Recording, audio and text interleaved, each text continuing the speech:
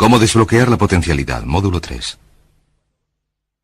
Cuando hablamos de la potencialidad humana, ¿se ha preguntado alguna vez qué es lo que explica la enorme diferencia en resultados y rendimiento entre una persona y otra?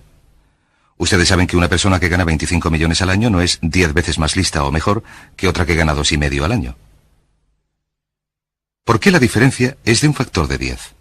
Y si sube hasta el tope de la escala, hasta una persona que gana 250 millones, ¿es esa persona 100 veces mejor y más lista que la que gana 2,5?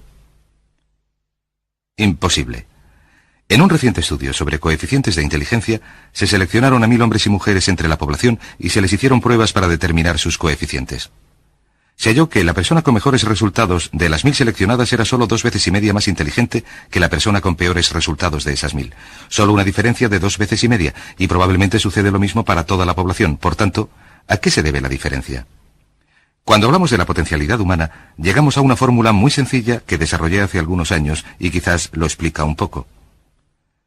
La fórmula se inicia con lo que llamamos AC, atributos congénitos. Las cualidades, la inteligencia, la capacidad, el temperamento, las cosas con las que uno nace y que en realidad en poco puede cambiar, más los atributos adquiridos. Ahora bien, los atributos adquiridos son muy importantes. Estos son la educación, la formación, la destreza, la experiencia, el conocimiento, la sabiduría, y así sucesivamente multiplicados por A, que es la actitud, es igual a la potencialidad humana individual, o el rendimiento humano individual, o a los resultados humanos individuales, si lo prefieren. De estos tres, los atributos congénitos ya están establecidos en su práctica totalidad cuando nacemos. Los atributos adquiridos se pueden modificar, pero esta modificación lleva tiempo. Pero a veces cambiamos muy deprisa. Una información preciosa puede modificar nuestra eficiencia de manera espectacular, pero nuestras actitudes se pueden incrementar o reducir de manera espectacular en pocos segundos. Cada vez que mejoramos nuestra actitud, multiplicamos todas nuestras capacidades. La actitud se ha definido con mucho acierto como la palabra más importante para el ser humano. Todo lo que hacemos en la vida, según un estudio realizado en Harvard entre un grupo de especialistas en selección de ejecutivos, se basará en un 85% en la actitud. El 85% de su éxito estará determinado por su actitud. Esto quiere decir, según cómo sea de positiva su actitud mental.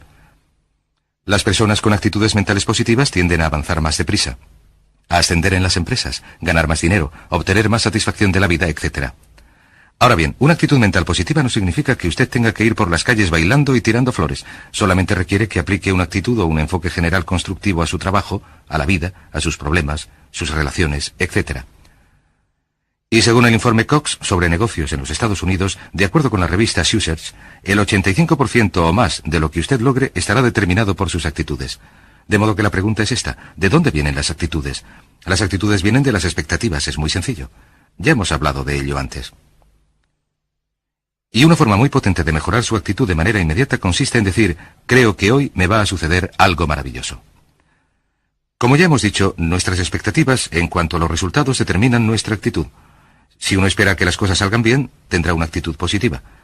Y lo maravilloso es que uno se puede fabricar sus propias expectativas, uno puede esperar lo que quiera. Se pueden esperar cosas buenas. También se pueden esperar cosas negativas y es muy probable que se produzcan. ¿De dónde vienen nuestras expectativas? Nuestras expectativas vienen de nuestras creencias, por así decirlo, y de nuestros valores. Estos son el núcleo, los factores de motivación centrales de nuestra personalidad o creencias, lo que nos lleva a una comprensión del potencial humano. Quiere decirse que básicamente nuestra actitud es una expresión externa de lo que está sucediendo en nuestro interior, que es consecuente con las leyes mentales de las que ya hemos hablado. Y por lo que se refiere a las creencias, cada uno de nosotros tiene una serie de creencias en nuestro interior más profundo, que son las que los psicólogos denominan los autoconceptos.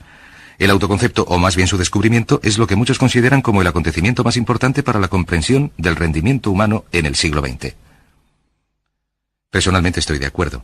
El autoconcepto es, si se quiere utilizar una analogía militar, el centro de mando, o si desean utilizar una analogía tecnológica, el programa principal de su ordenador. Consiste en una serie de creencias, valores, actitudes, sentimientos, ideas, etc., almacenados muy adentro, que son el resultado de prácticamente todas las experiencias que uno ha tenido en su vida. Algunos investigadores dicen que el autoconcepto empieza a formarse incluso antes de nacer. Pero el autoconcepto, una vez que está establecido, precede, predice y determina los niveles de eficacia y rendimiento de todos los aspectos de la vida de uno. El autoconcepto se convierte en el centro de mando o en el programa principal. Entonces, el autoconcepto de este conjunto de creencias determina lo que uno dirá, lo que hará, cómo actuará, cómo se sentirá y reaccionará, etc. ¿Qué significa esto? Significa que todas las mejoras en la vida externa de uno, los cambios en su realidad, se inician con un cambio en su autoconcepto. Permítame explicarles lo que esto significa. He aquí un cuadro muy sencillo. Estamos hablando de potencial humano. Decimos que la persona media utiliza el 10% o menos de sus posibilidades, según ciertas investigaciones quizás mucho menos. El Stanford Brain Institute de Santa Clara, California, calcula que la cifra probable se aproxima al 2%. Seremos generosos y diremos que la persona media utiliza el 10%. Significa que, en el mejor de los casos, la persona media, usted y yo, no utilizamos el 90% de nuestras posibilidades. La de la persona media es que cuando se va a la tumba se lleva consigo toda su música. Siguen funcionando muy por debajo de sus posibilidades, así que esta es la potencialidad humana. Hemos hallado que existe una relación directa entre la potencialidad humana y el autoconcepto, pero puesto que nuestros autoconceptos o nuestras estimaciones acerca de nosotros mismos suelen estar muy por debajo de lo que debieran, nuestro nivel de rendimiento y eficacia también es mucho más bajo. Sabemos que nuestro autoconcepto es subjetivo en gran medida. ¿Qué significa esto? Significa que el autoconcepto, lo que creemos que es la verdad sobre nosotros mismos, no se basa verdaderamente en la realidad, se basa en una información que hemos adquirido y aceptado como verdadera, y en la medida en que uno cree algo acerca de uno mismo, lo que cree se convierte en realidad para uno porque se actúa en consecuencia. Algunos de los que leen su horóscopo están prediciendo su futuro. Hay personas que aceptan las críticas y los juicios de otras personas, a las que ni siquiera respetan, y creen que estos constituyen una representación adecuada de su propia capacidad. Sea lo que uno crea, sea lo que uno acepte como la verdad, es lo que se convierte en su realidad. También sabemos que en tanto que adulto uno dispone de varios autoconceptos. Se tiene un autoconcepto en cuanto a la forma de vestirse, en cuanto a lo que uno pesa, lo que uno come, el modo de hablar en público, el tipo de padre que uno es, el tipo de marido o de mujer que uno es, el tipo de amante, el tipo de conductor. Es interesante esto de los conductores. Todos los hombres tienen un autoconcepto muy positivo como conductores. Las mujeres no lo comprenden, pero los hombres nacen con un don inherente para la conducción. Todos los hombres son magníficos conductores. Si no lo creen las señoras que me están viendo, lo único que tienen que hacer es acordarse de la última vez que intentaron corregir la manera de conducir de un hombre. Recordarán que la reacción de él no fue muy positiva. ¿Cómo reaccionamos ante alguien que desafía nuestro autoconcepto, sugiriendo que no somos la persona que creemos ser? Nos ponemos a la defensiva, nos enfadamos, nos irritamos. Resulta difícil llevarse bien con nosotros. Tenemos un autoconcepto acerca de nuestra creatividad, nuestra inteligencia, lo deprisa que leemos, lo bien o mal que se nos dan los deportes. Si uno practica varios deportes, tiene un autoconcepto para cada uno de ellos. Tenemos un autoconcepto para nuestro modo de cocinar, de educar a nuestros hijos, de limpiar la casa, de los coches que conducimos, etc. Y también tenemos un autoconcepto en cuanto al dinero que ganamos. Es interesante saber que nunca se gana más del 10% más o menos del propio autoconcepto con respecto a los ingresos. Nuestro autoconcepto determina nuestro nivel de ingresos. Este nivel de autoconcepto se denomina la zona cómoda. E incluso, si usted desea más dinero, hallará que la tendencia humana natural en cualquier acción consiste en luchar para situarse en una zona cómoda y permanecer allí, que si usted gana el 10% más por encima del nivel de ingresos de su autoconcepto, experimentará un ansia irresistible por deshacerse del dinero. Lo regalará, lo gastará, lo malgastará, lo dedicará a extravagancias, incluso lo perderá si logra una cantidad suficiente.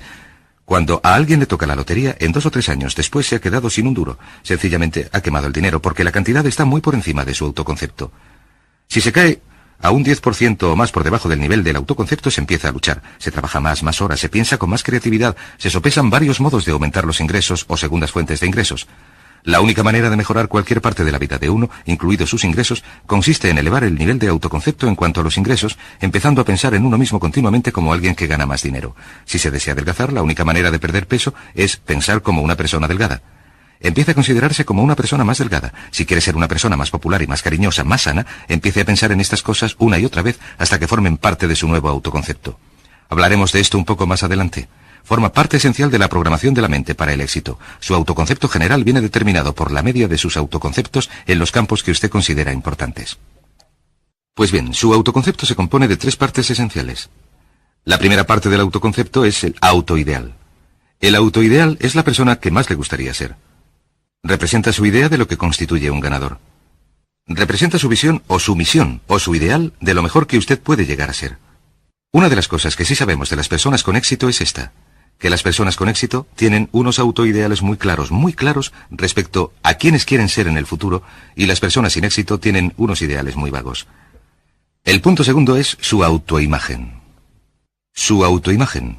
El espejo interior. Es cómo se percibe a sí mismo en estos momentos en cuanto a su rendimiento actual día a día. El tercer punto es su amor propio. Su amor propio corresponde a sus sentimientos en cuanto a sí mismo. Los sentimientos en cuanto a sí mismo son la fuerza motriz, son el motor, son la potente fuerza de su subconsciente. Son la fuerza interna de su autoconcepto y determinan prácticamente todo lo que le sucede. La mejor definición del amor propio es que usted se gusta a sí mismo. Hasta qué punto se gusta resulta evidente. Cuánto se gusta en tanto que empleado, en tanto que jefe, en tanto que persona que gana dinero, orador profesional, atleta, etc. Cuánto se gusta, su nivel de amor propio, su sensación emotiva general en relación con cualquier aspecto de su vida determina su rendimiento y eficacia en dicho aspecto. Lo que es maravilloso, puesto que uno se convierte en lo que piensa, es que su autoconcepto es maleable, su amor propio se puede alimentar si se repite una y otra vez. Me gusto, me gusto, me gusto, me gusto. Cuanto más repita me gusto, cuanto más lo repita una y otra vez, más crecerá su amor propio. Y cuanto más crezca su amor propio, más se elevará su autoconcepto general. Cuando su autoconcepto general aumenta, usted rinde mejor en todo lo que intenta. Cada vez que se diga, me gusto, me gusto, me gusto, me gusto, es como si se estuviera poniendo una inyección de vitaminas psicológicas. Todo lo que ocurra que haga disminuir su amor propio, hará que su rendimiento empeore, le hará equivocarse, ser desgraciado, etc. Un punto crítico en relación con el hecho de gustarse a uno mismo, con el amor propio, es que, en primer lugar, nunca puede querer a nadie más que lo que se quiere a usted mismo, que su nivel de amor propio determina la calidad de sus relaciones con los demás.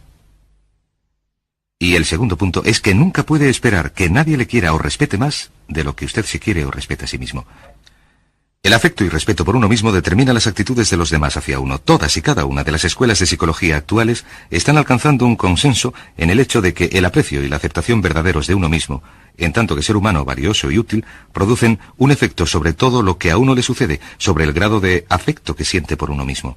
Y lo que puede hacer es mejorar su amor propio diciéndose, me gusto, me gusto, me gusto, me gusto, me gusto. Esto nos lleva a la pregunta, ¿de dónde viene el amor propio? Hemos hallado que el autoconcepto es maleable en el sentido de que no se nace con un autoconcepto, no se nace con una idea sobre uno mismo, no se nace con una autoimagen ni con amor propio, se nace en un sentido como potencialidad pura. Quizás sea esta la mejor manera de expresarlo. La persona media viene al mundo como potencialidad pura y no tiene ningún autoconcepto. Todo lo que usted es hoy, todas sus sensaciones, sus actitudes y sus valores, los ha tenido que aprender a lo largo de su vida. También sabemos que el niño llega al mundo con una enorme necesidad de amor y de contacto físico.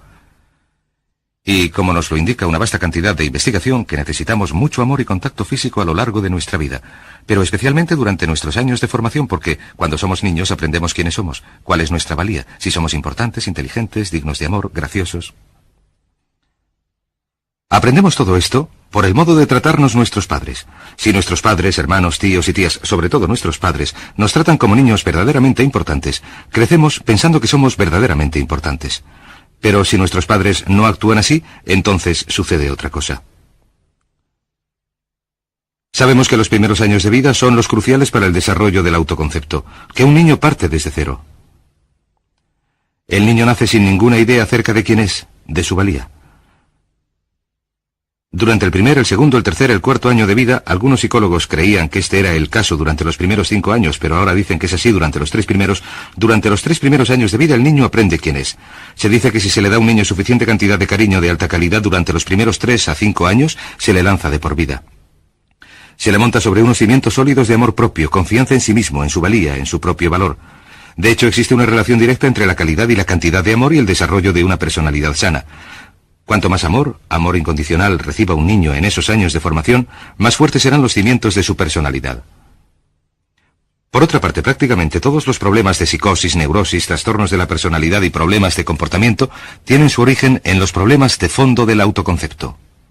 Ahora bien, podemos volver atrás como adultos.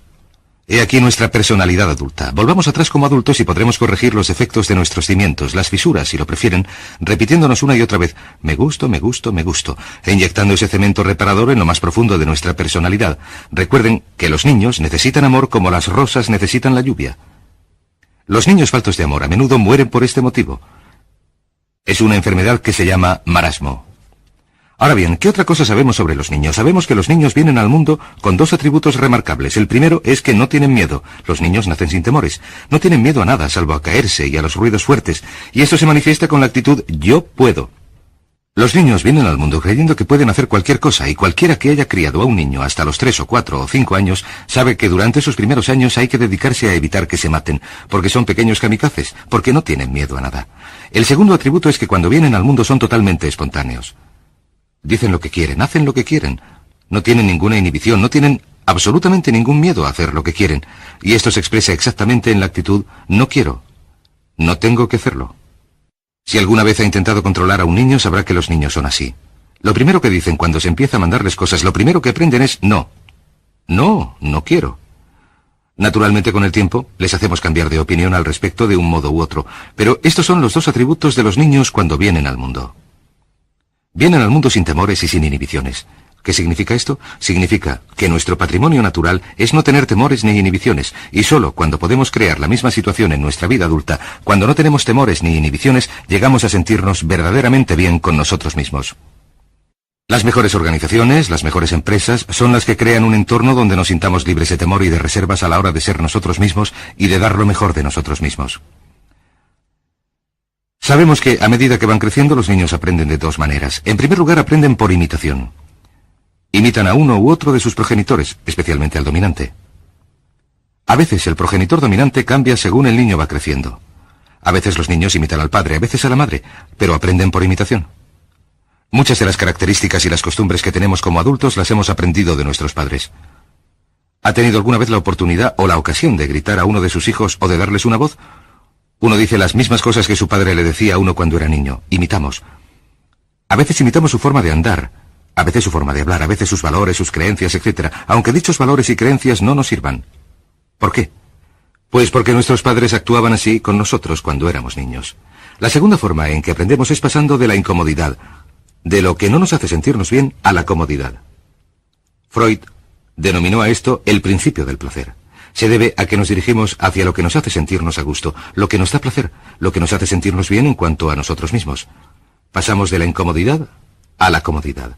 Así es como nos deshacemos de niños de los pañales. Nos decimos que ya no es divertido ir por ahí con los pañales sucios.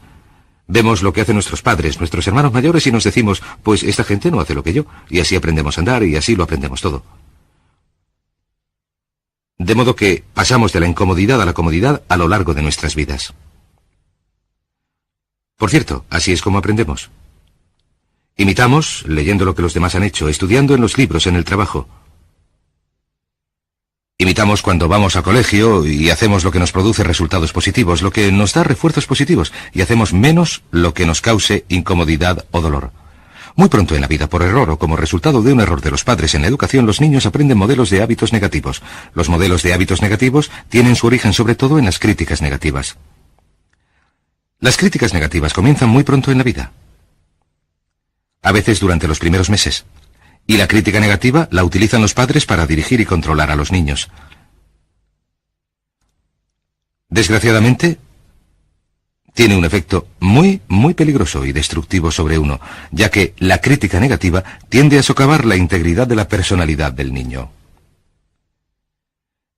Yo mismo, y también la mayoría de ustedes, hemos sido socavados y dañados por las críticas negativas más que por todas las guerras de la historia. De resultas de las críticas negativas empezamos a desarrollar modelos de hábitos negativos. Los modelos de hábitos negativos son reacciones condicionadas ante ciertos estímulos. Los modelos de hábitos negativos se desarrollan pronto en la vida, como resultado del miedo y el dolor repetidos, una y otra vez. Se desarrollan como resultado de las críticas negativas, el castigo físico, etc. Pronto empezamos a desarrollar dos manifestaciones que nos persiguen a lo largo de nuestras vidas e inhiben nuestra potencialidad. La primera es la que se conoce como el modelo de hábitos negativos por inhibición. Este modelo se aprende cuando al niño le dicen una y otra vez, no, vete de aquí. Deja eso. Y le castigan. Cuando el niño intenta hacer algo nuevo, o se mete en algún sitio, o huele algo, o vierte algo, o rompe algo accidentalmente, los padres explotan y se enfadan y se enojan. Verán, una curiosidad insaciable, impulsa al niño a explorar su mundo, y lo que sucede es que cuando explora y se mete en algún sitio o tira algo, si los padres reaccionan dándole azotes, el niño pronto empieza a pensar: cada vez que intento algo nuevo, algo diferente, cada vez que cruzo mis fronteras, cada vez que salgo de mi zona cómoda, cada vez que me arriesgo, me dan de azotes, me castigan, me hacen daño, me mandan a mi habitación y me siento fatal. Y pronto el niño desarrolla la sensación de que no puedo. Cada vez que intento algo nuevo me castigan. No puedo. Es como el experimento de Pavlov. Pavlov tocaba la campana y daba comida a un perro, y el perro salivaba. Y Pavlov tocaba la campana mientras daba de comer al perro. El perro salivaba y continuaba salivando, hasta que pronto Pavlov no tenía más que tocar la campana y el perro salivaba. Lo que sucede en la vida adulta es que esto produce lo que conocemos como miedo al fracaso. El miedo al fracaso es una reacción condicionada ante un proceso de críticas negativas que se produce durante los 5 o 6 primeros años de vida. El miedo al fracaso nos impulsa de manera automática. Sentimos ansiedad, tensión, inquietud, sentimos tensión en el plexo solar. Nos dan ganas de retirarnos y alejarnos del acontecimiento, y el miedo al fracaso es la principal razón para el fracaso en la vida adulta. Es la razón principal para que nos reprimamos a la hora de realizar nuestra potencialidad. De hecho, todos los modelos de hábitos negativos se experimentan en el cuerpo físico. Se puede distinguir un modelo de hábito negativo porque de hecho se siente en el cuerpo físico. El modelo de hábito negativo por represión, el miedo al fracaso, el no puedo, se manifiesta en primer lugar en el plexo solar. ¿Le ha sucedido a usted alguna vez tener que hablar en público, o tener que participar en una evaluación, o tener que hablar sin estar preparado? Primero siente tensión en el plexo solar. Si continúa el miedo, la situación empieza a respirar con dificultad. Y su corazón empieza a latir más deprisa, empieza a respirar más deprisa, y se le produce un dolor de cabeza parecido a una jaqueca en la parte anterior de la cabeza. A veces se le hace un nudo en la garganta y es incapaz de hablar, y se le seca la boca, y como siente tanta tensión y temor, se le produce una urgente necesidad de ir al lavabo. Todas estas son manifestaciones. No existe un peligro físico, pero existe un peligro psicológico, una reacción condicionada. Cuando sentimos esto, tendemos a retirarnos de la situación que lo produce. Este es el motivo para que no logremos demasiado si nos reprimimos. El segundo modelo de hábito negativo es el compulsivo. El modelo de hábito negativo compulsivo se aprende cuando de niños nos dicen una y otra vez: hazlo o verás. Si no lo haces, te la cargas. Se convierte a los niños en recipientes de amor condicionado. No es la intención de los padres, pero lo que hacen es sugerirle al niño que no te quiero, así que no estarás seguro hasta que hagas lo que deseo. El niño crece sintiendo que tiene que hacer lo que quiere mamá. Tengo que complacer a mamá, tengo que complacer a papá. Tengo que complacer a los demás, tengo que complacer a mis hermanos. Con el tiempo tengo que complacer a mis compañeros. Tengo que complacer a mis profesores. Tengo que complacer a todo el mundo. Y crecen con esta cantinela. Tengo que. No puedo hacer lo que quiero, tengo que hacer lo que complace a los demás. Este modelo de hábitos negativos compulsivos, adquirido pronto en la vida, se convierte en un miedo al rechazo. El miedo al rechazo se experimenta en los adultos como el comportamiento del tipo A. Hablaremos del comportamiento del tipo A más adelante en este curso. El comportamiento de tipo A es una necesidad compulsiva o una necesidad compulsiva excesiva de complacer de algún modo sin disponer de unas normas de actuación, de modo que nunca se pueda llegar a lograrlo. El miedo al rechazo nos impulsa, nos hace muy sensibles a las necesidades de los demás. Hacemos lo que quieren los demás, no hacemos lo que nosotros queremos. Siempre estamos intentando complacer a los demás. Nos preocupan las opiniones y los sentimientos y las actitudes de los demás hasta el punto de que nos negamos nuestras propias necesidades. El miedo al rechazo se siente en la parte posterior del cuerpo. Si se divide el cuerpo por la mitad, se siente cómo baja por la parte posterior del cuerpo. El primer punto donde se empieza a sentir el miedo al rechazo suele ser en los hombros y el cuello. Se empieza a sentir como rigidez y tensión. A veces, cuando se tienen muchas cosas que hacer, se siente una enorme tensión en la parte baja de la espalda. Los músculos empiezan a contraerse. A veces se manifiesta como flebitis y varices, y con frecuencia puede producir fuertes dolores en la parte posterior de la cabeza. Las arterias carótidas que transportan sangre a la cabeza, los músculos a su alrededor se contraen y disminuye el flujo de sangre a la cabeza, con lo que se produce un fuerte dolor pulsante en la parte trasera de la misma. Estos dos miedos, los modelos de hábitos negativos de compulsión y de inhibición, son el resultado de la crítica negativa, la gran destructora de la personalidad que nos atormenta a lo largo de nuestras vidas. Lo maravilloso en este sentido es que, puesto que son modelos de hábitos aprendidos, los podemos desaprender. Podemos superar el miedo al fracaso que nos reprime. Podemos superar el miedo al rechazo que nos hace hacer lo que complace a los demás y no lo que nos complace a nosotros si trabajamos sobre nuestro amor propio. Porque existe una relación inversa entre el amor propio y el modelo básico de hábitos negativos. Porque cuanto más se guste uno, menos temerá el fracaso. Cuanto más se guste uno, menos temerá el rechazo. Cuanto más se guste uno, menos temerá. Y si sigue repitiendo, me gusto, me gusto, me gusto, una y otra vez, si continúa diciéndolo, con el tiempo su amor propio crecerá más y más y sus temores disminuirán. Cuando aumenta el amor propio, los temores siguen la dirección opuesta. ¿Cómo se hace frente a la crítica negativa si se tiene que criticar a los demás? Pues es muy sencillo. Muchos padres nos lo han preguntado. ¿Cómo se controla a los niños? Una de las claves del control sobre los niños es dirigirles de modo que hagan cosas constructivas, no cosas destructivas. Otra cosa que se ha de tener en mente es que de lo que se trata es de emitir una crítica informativa, positiva, lo que significa que deben decir a los niños lo que pueden hacer o a los adultos lo que pueden hacer para mejorar. Recuerden, la intención de las reacciones de cualquier tipo ha de ser mejorar el rendimiento. Si usted es un padre o un jefe o si participa en una relación, cuando alguien hace algo equivocado o inadecuado, el objeto de cualquier reacción que se le dé es que lo hagan mejor la próxima vez. Sin embargo, existe una relación directa entre amor propio y crítica negativa. Cada vez que se critica a alguien, su amor propio disminuye. Cada vez que el amor propio disminuye, también disminuye la capacidad de rendimiento. Si se critica negativamente a alguien durante un tiempo y con una intensidad suficiente, llega a un punto en el que no intentará hacer absolutamente nada. Se convierte en lo que se denomina personas hipersensibles. Un adulto hipersensible no puede aceptar las críticas de nadie. Un adulto hipersensible es una persona que siente una enorme tensión y ansiedad incluso si solo se le llega a sugerir que no está haciendo lo adecuado. Si tienen que tratar con un adulto hipersensible, la clave consiste en sentarse a hablar con él y recordar 4 cosas. Primero, empiece siempre con un elogio. Segundo, proteja a toda costa el amor propio de la persona. Tercero, que los comentarios sean sobre las actuaciones, no sobre la persona. Hable del comportamiento, no de la persona. Y el cuarto punto consiste en enfocar el futuro, no el pasado. Hable de lo que se hará de otra manera en el futuro, no de lo que sucedió en el pasado. ¿Por qué? Una razón sencilla es que no se puede controlar el pasado. Al no poderlo controlar, cualquier crítica sobre lo que se ha hecho en él produce una enorme tensión y frustración. Resumamos. La clave para el éxito en la vida consiste en una actitud mental positiva. Una actitud mental positiva se basa en las expectativas de éxito, en un conjunto de expectativas positivas. Un conjunto de expectativas positivas se basa en las creencias y el autoconcepto. El núcleo del autoconcepto, lo que determina la eficacia en la vida, es el amor propio, y el amor propio se mide por el afecto que uno siente por sí mismo. Las dos cosas que nos reprimen más son el miedo al fracaso y el miedo al rechazo. De modo que uno de los secretos principales del éxito es este. Conviértase en un organismo en generación perpetua de amor propio. Dedíquese continuamente a hacer cosas para usted mismo, a usted mismo, en su vida, que puedan hacer que se quiera, que se ame, que se acepte, que se respete, que le hagan encontrarse estupendo. Si es un jefe o un padre, recuerde que la clave para un rendimiento óptimo en su hogar y en su trabajo consiste en que la gente se considere estupenda. Cuanto mejor se encuentre uno, cuanto más se quiera, más fácil será hacer que la gente que le rodea se quiera, se ame, se acepte y se respete, y así se creará un entorno de rendimiento óptimo. Este es el punto de partida para los grandes éxitos y logros en la vida. Así que repítase una y otra vez, me gusto, me gusto, me gusto, me gusto. Me gusto.